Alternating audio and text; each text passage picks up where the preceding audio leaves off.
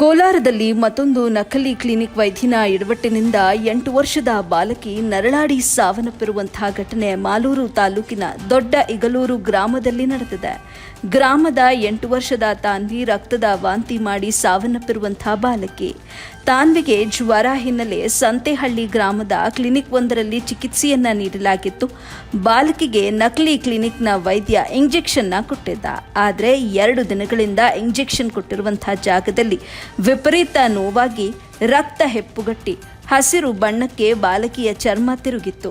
ಮೊನ್ನೆ ಸಂಜೆ ಮಾಲೂರಿನ ಮತ್ತೊಂದು ಖಾಸಗಿ ಆಸ್ಪತ್ರೆಗೆ ಬಾಲಕಿಯನ್ನ ದಾಖಲಿಸಲಾಗಿತ್ತು. ಆದರೆ ಚಿಕಿತ್ಸೆ ಫಲಕಾರಿಯಾಗದೆ ನಿನ್ನೆ ಸಂಜೆ ರಕ್ತದ ವಾಂತಿ ಮಾಡಿ ಬಾಲಕಿ ಸಾವನ್ನಪ್ಪಿದ್ದಾಳೆ. ಇಂಜೆಕ್ಷನ್ನಿಂದಲೇ ಬಾಲಕಿ ಸಾವು ಅಂತ ಪೋಷಕರು ಆರೋಪವನ್ನ ಮಾಡಿದ್ದು ನಕಲಿ ಕ್ಲಿನಿಕ್ ವಿರುದ್ಧ ಎಫ್ಐಆರ್ ಕೂಡ ದಾಖಲು ಮಾಡಿದ್ದಾರೆ.